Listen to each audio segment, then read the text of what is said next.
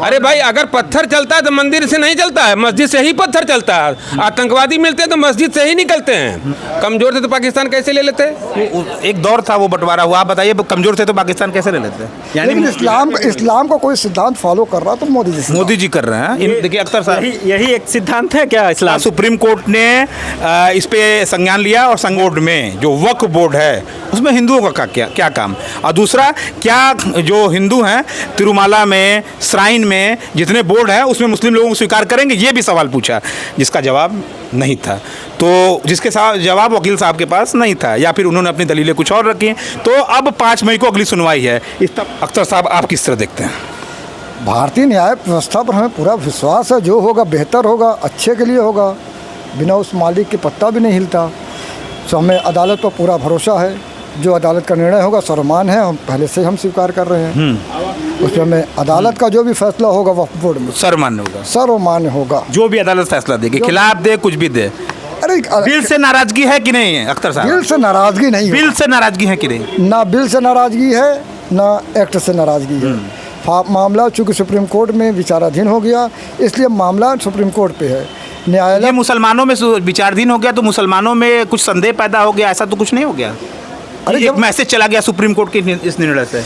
जब तक अपील दाखिल हो गई, ये रिवीजन दाखिल हो गया, अच्छा, रिट दाखिल हो गई, जब हम सुप्रीम कोर्ट में दाखिल हो गए तो ऑटोमेटिकली ये मान लिया जाता है कि उसकी कार्रवाई अप्रत्यक्ष रूप से रुक गई है। उस पर कार्रवाई सरकार नहीं करेगी, नहीं करनी चाहिए। सरकार को नहीं, नैतिकता के आधार पर सरकार को नहीं करना चाहिए। अब जो करेगा न्यायालय करेगा, जो करेगा न्यायालय करेगा। न्यायालय पर हमें पूरा 240% भरोसा है। 240%? हाँ। उसका मुकेश मिश्रा जी, न्यायालय ने तो वक्फ बोर्ड में सीधा संज्ञान लिया और सीधा इसके ऊपर अब 5 तारीख को इस पर अगली सुनवाई है। किस तरह देखते हैं सुप्रीम कोर्ट के इस वर्डिक्ट को? सुप्रीम कोर्ट को पहले इस अपील को जो उनके यहाँ दाखिल हुआ है उसको तो उनको स्वीकार ही नहीं करना चाहिए था। सुप्रीम कोर्ट का ये फैसला है ना, तो सुप्रीम कोर्ट ने तो इसमें कुछ तो खामियां पाई होगी ना जस्टिस ने। सुप्रीम कोर्ट देखिए, जो हमारे न्यायालय में जो जस्टिस हैं, ठीक है, वो अपना काम कर रहे हैं, लेकिन सबसे बड़ी बात है कि आप स्वीकार कर ले रहे हैं और उसमें कुछ बता दे रहे हैं कि इसमें ये कमियां हैं, ये कमियां मंदिर में जो है कि कैसे मुसलमान नहीं हो सकते या आप कैसे इसमें हो सकते। लेकिन हमारा जो मंदिर श्राइन बोर्ड हो चाहे कोई भी ट्रस्ट हो, तो हमारा ट्रस्ट उसमें जो है इस तरीके की लीगल काम कुछ नहीं करता। किसी की ज़मीन संपत्ति हड़प ले, किसी की प्रॉपर्टी पे हाथ रख रहे हैं कि हमारे मंदिर का प्रॉपर्टी है। हमारे पास जो है सबके पेपर हैं। हमारा जो है एक निर्धारित एरिया है। हमारे जो श्राइन बोर्ड है, श्राइन बोर्ड में कोई कोर्ट नहीं चलती, न किसी की ज़मीन लिया है कि उसमें सुनवाई होती है, न कानूनी प्रक्रिया होती है। उसमें धार्मिक प्रक्रिया का ही सारी व्यवस्था दी गई है।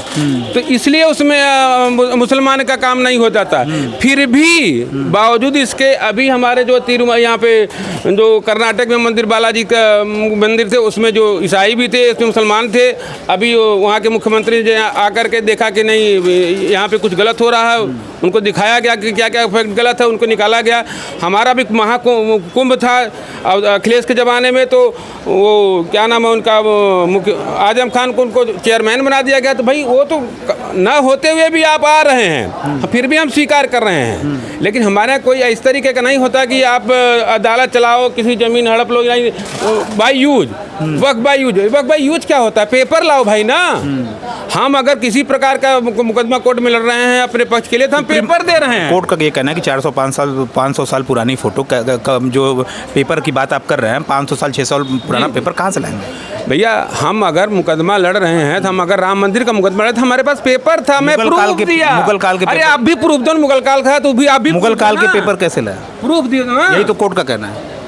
मुगल, देखिए, जब मुगल काल पीरियड था तो सारी प्रॉपर्टी मुगलों के कंट्रोल में थी, तो उनके पास उनका जो बंदोबस्त था बहुत ही सुदृढ़ था। तो मुगल काल के जो पेपर है ना, वो बहुत सुदृढ़ तरीके से रखे गए हैं। अभी आप भाई साहब ने कहा कि मुगल आए थे तो बड़ा व्यवस्थित बना। भाई देखिए, वो कब्जेदार सुदृढ़ का नाम, वो कब्जेदार थे, आए, आक्रमण किए, कब्जेदार से अपने हिसाब से व्यवस्था बनाए। लेकिन मैं जहाँ पूजा करता था, पहले से पूजा करता चला आया। वक्फ बोर्ड बना कब? वक्फ बोर्ड बना कब? जब वक्फ बोर्ड बना काहे नहीं संविधान के समय ही वक्फ बोर्ड उसमें दे दिया होता समय अगर व्यवस्था थी तो। मुगल काल में वक्फ बोर्ड बनना चाहिए था क्या? हैं? मुगल काल में ये कैसे? आजाद अरे भाई संविधान में उनको व्यवस्था दी गई दी जानी चाहिए, चेंज करके वक्फ बोर्ड अलग से लाया क्यों? कमजोर थे आर्थिक रूप से एकदम, अगर कमजोर थे तो पाकिस्तान कैसे ले लेते? कमजोर थे तो पाकिस्तान कैसे ले लेते? एक दौर था वो बंटवारा हुआ। आप बताइए कमजोर थे तो पाकिस्तान कैसे ले लेते? कमजोर ये इनका मानना है कमजोर थे नहीं, माइनॉरिटी को ये कमजोर नहीं मानते। आप माइनॉरिटी कमजोर नहीं कमजोर नहीं है, नहीं मानते, बिल्कुल कमजोर नहीं, कमजोर नहीं सशक्त थे हैं। उस समय, कमजोर नहीं थे, सबल हैं। बताइए इनका कहना है कमजोर नहीं थे कि आंकड़े को कहना है कि उस समय कमजोर थे। आज़म पाकिस्तान जीना जो थे, कमजोर थे तो पाकिस्तान कैसे मान लिए? इनकी जवाब उनकी दीजिए। आइडियोलॉजी बहुत अच्छी थी। उन्होंने कहा कि हमारी जो संस्कृति, हमारी जो परंपरा है, मुसलमान हिंदुओं के साथ एडजस्ट नहीं कर पा रहे हैं, बहुत सारी असमानताएं हैं।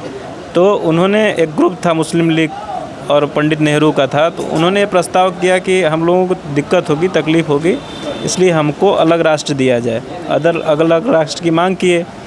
तो अलग राष्ट्र की जब मांग किए तो यहाँ पे जो संपत्तियाँ थी उसको इन्होंने वक्फ कर दिया, जो शत्रु संपत्ति और वक्त थी।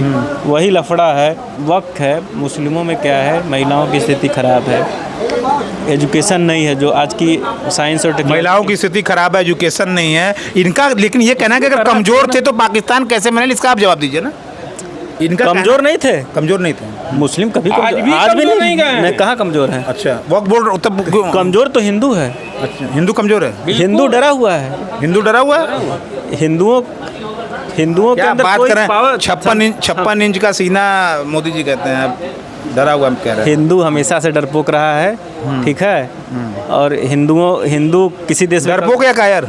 हैं? डरपोक या कायर? देखिए ना, हम लोग डरपोक है ना कायर हैं, पहले बात जानिए।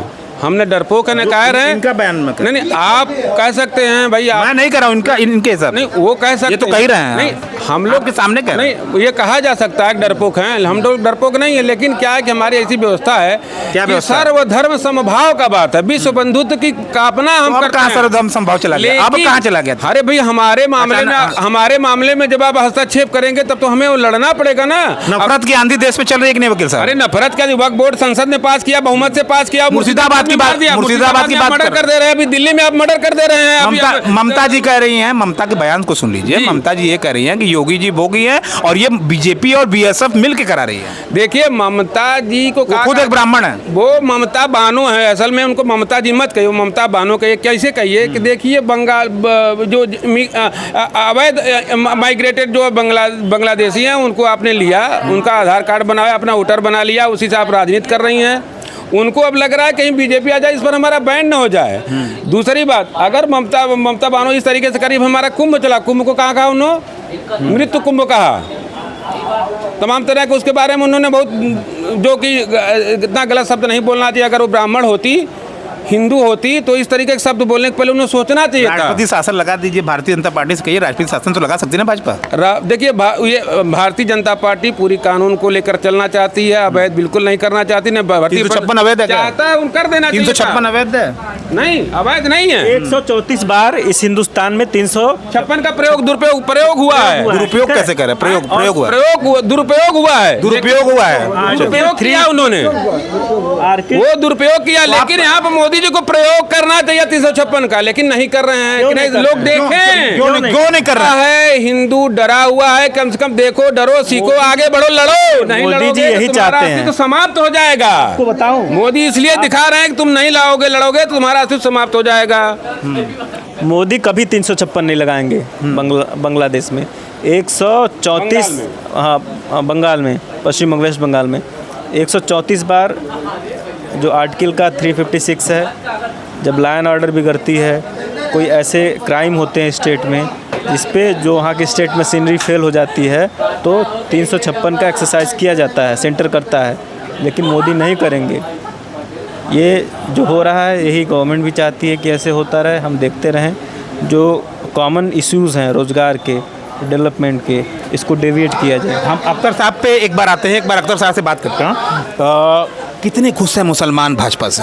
अख्तर साहब, आप किस तरह देखते हैं? भाजपा से मुसलमान खुश हो या ना हो, मोदी जी तो इस्लाम ला दिए। इस्लाम पिला दिए।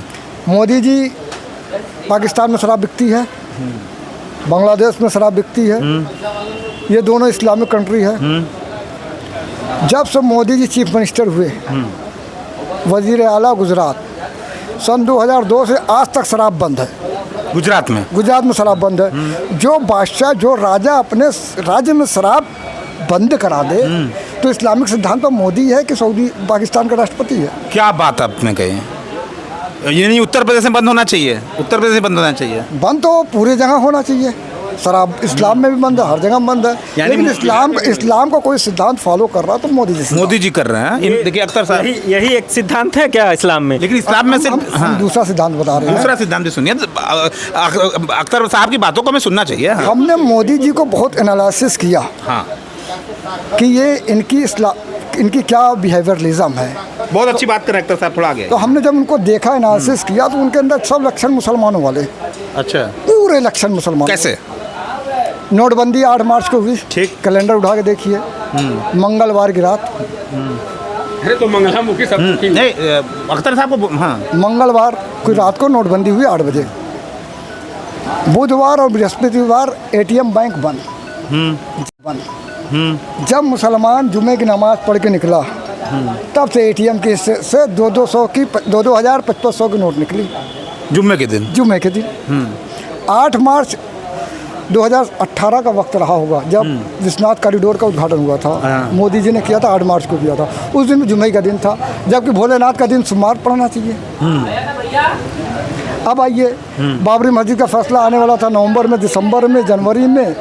अगर मुसलमान होगा, हम मस्जिदों की जो तामीरात होती है, बुनियाद रखी जाती है, तो शनिवार के दिन ही नींव रखी जाती है। तो उन्होंने, मोदी जी ने जब बाबरी मस्जिद का फैसला आया तो 5 एकड़ की ज़मीन दिया, तो शनिवार का दिन था। कैलेंडर उठा के देख लीजिए, शनिवार के दिन वो ज़मीन को, वो फैसला बढ़ाने के बजाय घटा के शनिवार को ज़मीन दे रहे हैं मुसलमानों को। मुसलमान को पता ही नहीं कि 5 एकड़ ज़मीन के मुसलमान ले ना ले उसका विषय ले, लेकिन उसने किया, शनिवार को 5 एकड़ ज़मीन दिया कि मुसलमानों के लिए उस हिसाब से होना चाहिए। और रही बात, अगर हम एक बात कह देंगे तो बहुत बुरा लगेगा। नहीं, आप कहिए, आप स्वतंत्र हैं। आज हम बाबा के पड़ोसी हैं। बाबा विश्वनाथ से हमारा घर 4 मकान का अंतर है। बाबा जी हमारे मकान में, मोहल्ले में है। मोहल्ले में? बाबा विश्वनाथ, जो विश्वनाथ मंदिर में दर्शन फ्री होना चाहिए, हर कॉमन मुसलमान हिंदुओं के लिए दर्शन फ्री होना चाहिए। हम देख रहे हैं आज तो वहाँ हिंदुओं को अपनी आस्था के पूजा के लिए भी जजिया देना पड़ रहा है। जब हिंदू अपनी पूजा के लिए मंदिर में पैसा दे के दर्शन करे तो जजिया भैया कि नहीं भैया? जवाब दीजिए अख्तर साहब का। अख्तर साहब देखिए, अख्तर साहब का एक लाइन का जवाब दीजिए। अख्तर साहब का अपना विचार है, वो कुछ चीजें हालांकि उनके सहयोग थी। सुनिए, हमारे मंदिर में जो जजिया का बात उन्होंने किया कि विश्वनाथ मंदिर में, इस पे आप जवाब दीजिए इसका। वो अपने विचार का पैसा लेते हैं, वो दर्शन करिएगा, डेली एनुअल दर्शन करिएगा तो 3,500 रुपया। एनुअल का 3,500 3,500। अब हमें एनुअल दर्शन करना, हम बाबा के भक्त रोज करेंगे 3,500। बात है, देखिए, मंदिर में आपसे हमें पैसा लिया जा रहा है तो मंदिर के विकास के लिए या उसमें जो खर्च करके इन्वेस्ट किया गया है उसको कहीं न कहीं से लोगों में खर्च कर करे, फिर मंदिर कमर्शलाइजेशन सेंटर हो गया, मंदिर प्रोफेशनलाइजेशन सेंटर। बातों को वक्त में आ गया, वक्त से आप पैसा वसूल के आप स्वयं खाते हैं, उसमें जो है दूसरे कब्जा करना है, खरीदना नहीं है, कोई पेपर वाला जमीन नहीं लेना है, अब कब्जा करना है। ठीक है, हमारे यहाँ ये है, उससे लोग रोजगार भी कमा रहे हैं मंदिर से। अभी हमारा राम मंदिर बना, कितना रोजगार मिला, कितने लोग जिए खाए। हमारा महाकुंभ लगा, जो हम महाकुंभ से लगे जितने जिले थे, पूर्वांचल से आगे चले जो भी जिले, जो भी रास्ते में पड़े, सब माला माल हुए, सब कमाए खाए, सबने सब, हर देश का, हर प्रदेश का, मतलब हर जिले का राजस्व बढ़ा, जो कि आज बता भी रहा है कि किस तरीके से कितना बड़ा हुआ। आप डीबी डिबेट में आप सुने होंगे कि कई 100 करोड़ रुपए का जो एक राजस्व बढ़ा उत्तर प्रदेश में। तो हमारे मंदिरों में लोग हम दबे कुचले थे ना, तो निकल नहीं पा रहे थे। पहले बम ब्लास्ट हो जा रहा था, कहीं ट्रेन हाईजैक हो जा रही, कहीं प्लेन हाईजैक हो जा रहा था। अभी आप निडर हैं, हम तो हम लोग जा रहे हैं भाई। तो भीड़ इतनी ज़्यादा है ना, तो उसको कंट्रोल करने के लिए कुछ व्यवस्था देनी पड़ती है, वही व्यवस्था में कुछ पैसे खर्च हो रहे हैं, तो हम खुशी से दे रहे हैं, हम उसको जजिया मान ही नहीं रहे हैं। वो अपना मैं अधिकार मानो को जो भी दे के दर्शन हमें हो जाए, हाँ, मंदिर के नाम पर हमारा वो दान है, जजिया कर रहे हैं, हमारा दान है। वो सवाल आपको था मोदी जी का खुश है कि नहीं है, तो मोदी जी से हम लोग खुश हैं। हम लोग को कानून में 4 भाषा सिखाया जाता है। कोई भी न्याय और दंड सुधारात्मक होना चाहिए, उपचारात्मक होना चाहिए, प्रतिशोध की भावना से नहीं होना चाहिए, प्रतिरोध की भावना से नहीं होना चाहिए। बिल्कुल सहमत। ये दंड के 4 स्वरूप है, यही दंड के 4 स्वरूप मुसलमान में भी है। यादव जी, जी आप बताइए, सुप्रीम कोर्ट ने जो अभी वक्फ बोर्ड के ऊपर जो दिया है, सरकार के खिलाफ फटकार लगाई है, एक प्रकार से ये भी कह सकते हैं, आप किस तरह देखते हैं? नहीं, ये हमें ये उनका निर्णय पसंद नहीं है। सुप्रीम कोर्ट का निर्णय आपको पसंद नहीं है? नहीं, ये चूँकि होता क्या है कि ये शुरू से जब देश आज़ाद हुआ हमारा, वो एक विशेष वर्ग के लोगों को हमारे राजनेताओं ने मतलब एकदम तमाशा बना के रख दिया। हर चीज़ फोकट में दिया जा रहा है। वक्फ बोर्ड दे दिया, वर्शिप एक्ट दे दिया, 370 दे दिया, और हमें संसद में खड़े होके वो ये बोला उन्होंने कि भारत के प्राकृतिक संसाधनों पे पहला हक मुसलमानों का है। तो सब कुछ दे दिया। भाई, हम युगांडा से थोड़े आए हैं, हम तो इसी देश के हैं ना, हमारा मूल तो यही है, हमारा मूल तो हिंदुस्तान है, हम यहीं के निवासी हैं। आप सब कुछ उन्हें दिए जा रहे हो, देश बंटवारा क्या कुछ उन्हें मिल गया है? नहीं, उन्होंने पाकिस्तान के रूप में एक देश दे दिया। सुप्रीम कोर्ट ने दिया? नहीं, सुप्रीम कोर्ट ने नहीं दिया, राजनेताओं ने दिया है। राजनेताओं ने दिया ना, तो उसमें सुप्रीम कोर्ट कहाँ से? नहीं, उसमें सुप्रीम कोर्ट ने, चूँकि ये अब तो ये जिस तरह का निर्णय आ रहा है ये बहुसंख्यकों के खिलाफ है। वो चूँकि वक्फ बोर्ड शुरू से देखने में आ रहा है कि वो लगातार इलीगल कार्रवाइयों में लिप्त है। वो एक काम, कौन सा इलीगल कार्य बताइए? इलीगल कार्य जमीनों को हड़प लेना, भू माफिया काम है। हर भू माफिया में हर वर्ग में हो रहा है, हिंदू में नहीं, हिंदू में भू माफिया नहीं है। तो वक्त भाई भू माफिया ना, वही हिंदू बड़े इंटेलेक्चुअल व्यक्ति हैं, काफ़ी अवार्डी हैं, नाम नहीं लूँगा, उनका नाम का खुलासा नहीं होता है। तो उन्होंने ये कह दिया कि मंदिरों में सिक्योरिटी है, मस्जिदों में नहीं है। बिल्कुल। क्यों? देखिए, क्यों मंदिरों में हमारे सिक्योरिटी इसलिए है ना कि हमें अब वही जान लीजिए कि स्पष्ट बोलिए। कबूतर एक कबूतर यदि दाना चुगने मंदिर में जाता है, मंदिर में के पास जाएगा कबूतर, तो वहाँ वो दाना मिलता है, और मस्जिद में जाएगा उसको पकड़ के काट दिया जाता है। अच्छा, ठीक है, यही अंतर है। अब इतने समझ जाइए। तो उसमें जो अब हम कैसे कहें, हमसे आप मत करवाइए कि वहाँ कौन है। अरे भाई, अगर पत्थर चलता है तो मंदिर से नहीं चलता है, मस्जिद से ही पत्थर चलता है। आतंकवादी मिलते हैं तो मस्जिद से ही निकलते हैं। डंडा गोजी और तलवार कट्टा जो बम निकलता है तो मस्जिद से क्यों चलता है भाई? आपका जब त्योहार जुलूस जाता है तो हम आपके ऊपर पत्थरबाजी नहीं करते हैं। आप कुछ भी सुनिए, आप कुछ भी बोले, कुछ भी ना, और हम आपके मस्जिद के बगल जाते हैं गोली मार देंगे। मस्जिद के ऊपर भी तो, मस्जिद के ऊपर जो हुआ देश ने देखा ना, मस्जिद के ऊपर भगवा लेकर के लोग चढ़ गए और लगातार गाने बजाने हुए। सुनिए, आपने कुछ कहा होगा तब वो लड़का चढ़ा है। गलत इंटरप्रिटेशन मत करिए। पहले नहीं चढ़ा है, कहा गया वो कर रहा हूं, अपनी बात गलत कहा गया। वहाँ पे पहले उन लोगों के साथ अभद्रता हुई तब वो लड़का चढ़ा है, और लड़का चढ़ा आप गोली मार देंगे। संविधान आपको नहीं मालूम है? आपको संविधान यहाँ नहीं, आपको सरिया चाहिए। अब यहाँ संविधान का मानना नहीं को, इसको पकड़ के पुलिस के हवाले करा जाए। कहने फोन पुलिस को किया भाई, लड़का चढ़ा तो गोली मार देंगे, ये कह रहा है। केस समझ गए होंगे आप? देश में दो कानून नहीं चल सकता। क्या हमारी अगर बात मानो तो हिंदू के लिए उला, मुसलमानों के लिए शरीयत अधिनियम पूरी तरह से दे दिए, पता चल जाएगा। एक सलूशन है, मैं बता रहा हूँ। देखिए, लड़का को गोली मार दिया गया, ऐसा कोई बात नहीं है। इस पे बात क्यों नहीं हो रही है? इस पे बात क्यों नहीं हो रही है? इसका जवाब क्यों नहीं दे? इनके जवाब दीजिए। जेनेसिस है, इनका जवाब दीजिए। अरे मेरी बात सुनिए।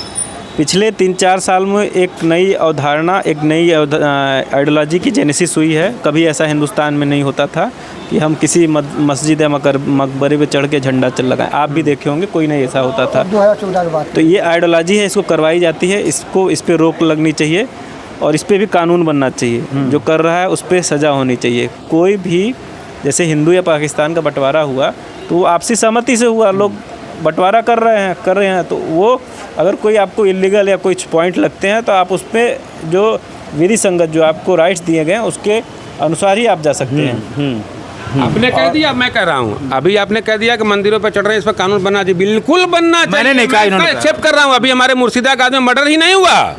क्या हुआ था बताइए? पीडीए का लड़का था, कोई पीडीए वाला वहाँ नहीं गया। अगर यहाँ होता तो पीडीए वाले नंगा बिना चड्ढी के दौड़ के चले जाते, प्रियंका सहित लाल बत्ती गैंग भी चला जाता, और वो क्या कहते हैं, मसाल जुलूस भी निकल गया होता।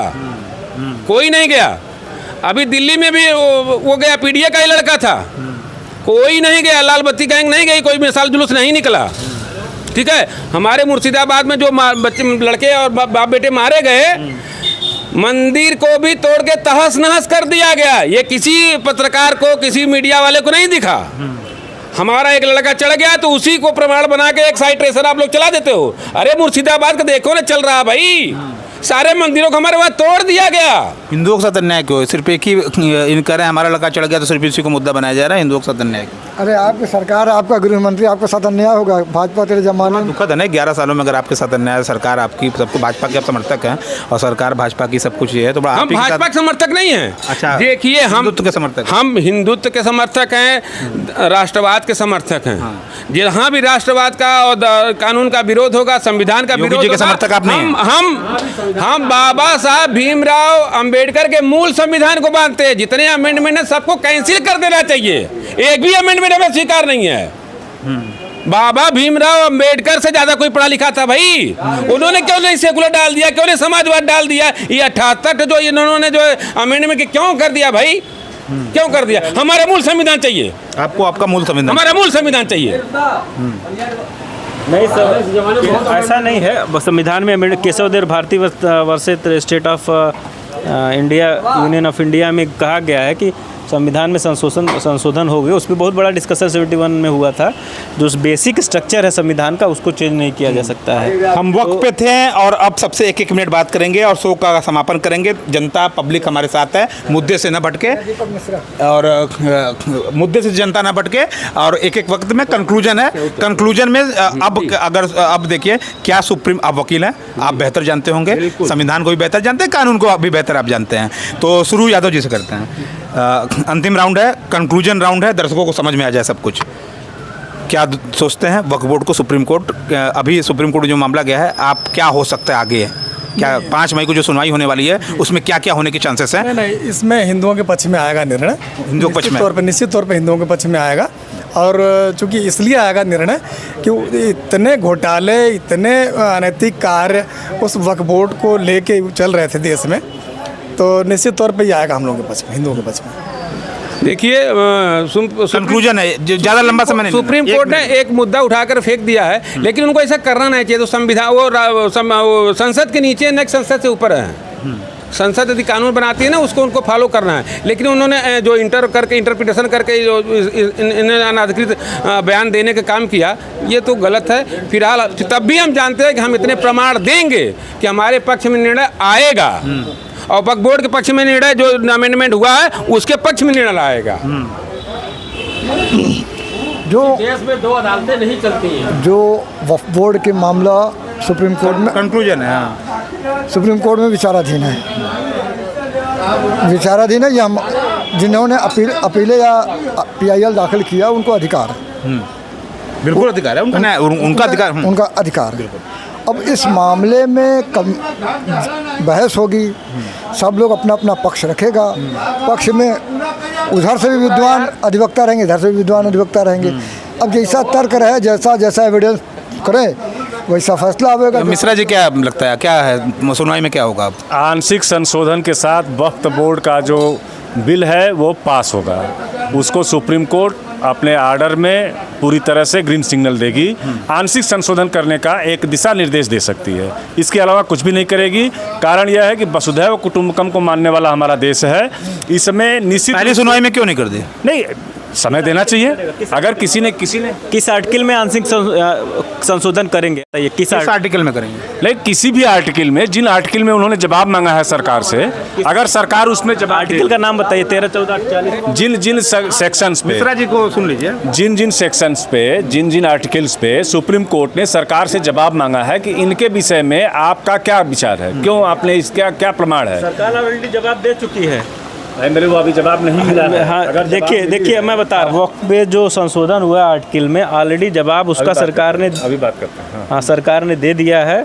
और अब ये वक्त कुछ है नहीं, सुप्रीम कोर्ट में गया है, ये सरकार का प्लान बी है। ठीक है, प्लान बी ये है कि सुप्रीम कोर्ट में ले जाके मुकदमे को ये सरकार ये दिखाना चाहती है कि वक्त की कितनी प्रॉपर्टी है, कितना लाभ हानि होता है। सरकार के एजेंट होंगे, इसलिए आप जानते होंगे। हमें वो चीजें अंदर की बातें हमें नहीं पता। सरकार का एजेंट अंदर की बातें हमें नहीं पता है कि प्लान बी है कि प्लान सी है। जो सरकार के खिलाफ बोले वो सरकार का एजेंट हो जाता है। आप लोग, आप ये बताएं, आपको कहीं न्यूज में, किसी न्यूज में है, कहीं आपने एक्सपोज किया किसी सरकार के किसी हमारे प्रतिनिधि द्वारा ऐसा कहा गया क्या कि हम प्लान बी में कर रहे हैं सुप्रीम कोर्ट में? ये एकमात्र समाज को गुमराह करने की बात की जा रही है। निश्चित रूप से सरकार के जो भी सरकार का ये बिल लाया गया है, देखिएगा, उस अभी- बिल में अभी सुन लें, सुप्रीम पहले कोर्ट- बात तो पूरी सुन लें, पूरी बात तो सुन लें। जिस उस बिल के जिन भी आर्टिकल्स पे सुप्रीम कोर्ट ने सवाल पुटअप किया है, उसका जवाब महाधिवक्ता के रूप में भारत सरकार की तरफ से सुप्रीम कोर्ट में रखा जाएगा। अभी रखा नहीं गया है। अगर रखा भी गया है तो उसकी सुनवाई के लिए तिथि मुकर्रर की गई है। उस दिन सुप्रीम कोर्ट उससे सहमत होगी, असहमत होगी, अपना राय व्यक्त करेगी। ये plan B, plan C secret बातें हमें नहीं जानकारी है। हो सकता है इनको जानकारी हो, ये सरकार के हो सकता ये है। तमाम वकील थे हमारे साथ, जो कि अपनी अपनी राय रख रहे थे। इनका अंकुर द्विवेदी जी का मानना है कि आगे ये सुनवाई चलती रहेगी, कंटिन्यू रहेगी। आपका क्या मानना है? अरे सुनवाई अभी इसमें लंबा चलेगी, सालों चलेगी। सालों चलेगी? हाँ हाँ। मिश्रा जी, क्या सुनवाई सालों चल? नहीं, सालों नहीं चलेगी। एक आध डेट और लग रहे हैं, अगले डेट पर इन्हें निर्धारित देना है। ये भी वकील ही हैं, हाँ, आप ही वकील के ठीक हैं, है। लेकिन ये बोल रहे हैं कि ये लंबा नहीं चलेगा, लंबा खींचेगा नहीं, क्योंकि संसद द्वारा पारित कानून है। इस पर तत्काल निर्णय लेना है उनको। जो भी आंशिक अमेंडमेंट करें, जो भी करना चाहें, उनके पास पावर है। रखेगा 100 से ज़्यादा एप्लीकेंट्स हैं, रीड डाले 10 पे आइए, अपना अरे- कुछ रखने में तो समय लगेगा ना। अरे भाई, अभी हम कुछ अंडर बोल दें किसी के खिलाफ, हमारे पूरे प्रदेश में जो है कि पूरे देश में हमारे खिलाफ मुकदमे हो जाएंगे, तो हम वो केस करा के एक साथ सुनेंगे। वही सबको एक साथ सुन रहे हैं। बिल्कुल, तो क्या गलत है इसमें? हाँ, तो 100 का नहीं, उसको एक कहिए ना। सबका तो व्यू वही है। अच्छा, वो सबका सब पॉइंट ऑफ नहीं व्यू एक है, संगठन तो अलग अलग है, संगठन तो अलग अलग है। संगठन अलग है, सबका काम तो बात तो वही है ना, मंशा तो एक ही है ना, विचार तो एक ही है ना। उनको तो अच्छा, ये बताइए संशोधन की। विरोधी है अच्छा, ना। एक आखिरी सवाल पूछ लेते हैं, शो का समापन अब होने जा रहा है। मिश्रा जी, एक बात बताइए, बड़ा आक्रामक आदमी है, बड़ा आक्रामक व्यक्ति है। आक्रामक नहीं है, और सही बोल रहे हैं। हाँ, जो भी है। लोगों को लगता है आक्रामक अच्छा, है। संशोधन होना चाहिए था कि मतलब पूरा भंग कर देना चाहिए था? देखिए, एक लाइन में बताइए। हमारे कोई विचार दल वो से- नहीं। देखिए, वक्फ माने दान होता है। ठीक है। तो दान में दी हुई संपत्ति जो है आपके मस्जिद के पास है, आप उसको रखिए, आप उसको सीमा निर्धारित कर लीजिए, रखिए। और जो ये बोर्ड बना करके भूमाफिया बन करके पूरी किसी भी जमीन को कब्जा कर लेना, किसी भी मंदिर को कब्जा कर लेना, जो ये व्यवस्थाएं फैलाई गई, ये बिल्कुल कांग्रेस शासन द्वारा जो वक्फ बोर्ड बनाया गया, ये तो एक दोषपूर्ण था। 2013 के पहले इन्होंने सीमित पावर दे दिया कि कुछ भी करो, जिसको भी चाहो वक्फ बोर्ड बना दो, जिसको भी ना वक्फ प्रॉपर्टी बना दो। यही सब गलत हुआ ना। समय आते आते इन्होंने यही चाहा कि देश में को बर्बाद कैसे करना था। उन सरकारों ने एक्ट पास करके यही किया है। तो उसी पर अंकुश लगाने के लिए मोदी जी ने या वर्तमान सरकार ने सवाल आप नहीं, जवाब नहीं दे रहे हैं। जवाब ये पूछ रहा हूँ, संशोधन या भंग? नहीं, एक लाइन में बोलिए ना, बात खत्म करिए ना। ये तो खारिज कर देना चाहिए हमारे हिसाब से। तो देखिए, इसमें स्पष्ट रूप से ये जान लीजिए, बनारसी पान खा रहे हैं क्या? हम बिल्कुल पान खा रहे हैं। आप हमें एक चीज़ ये बता दें, काशी विश्वनाथ मंदिर, अयोध्या, विंध्याचल या जो भी हिंदू मंदिर हैं, उसका दान कहाँ जाता है? सरकार के पास जाता है। क्रिश्चियंस गुरुद्वारा, क्षमा करेंगे अगर छीटा जाए तो, क्रिश्चियंस गुरुद्वारा और आपका ये जो है मस्जिद, इसका कोई भी दान सरकार के पास क्यों नहीं जाएगा? अगर भारत देश में है तो सारा संपत्ति, सारे दान की संपत्ति पर एकाधिकार भारत सरकार का होना चाहिए।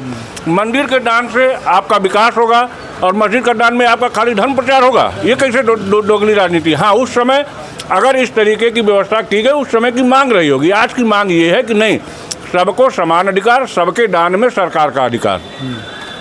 तो निश्चित रूप से भंग होना चाहिए। हमारे साथ थे रिपब्लिक हिंदुस्तान के लिए जितेंद्र यादव, अधिवक्ता गणों के साथ। धन्यवाद।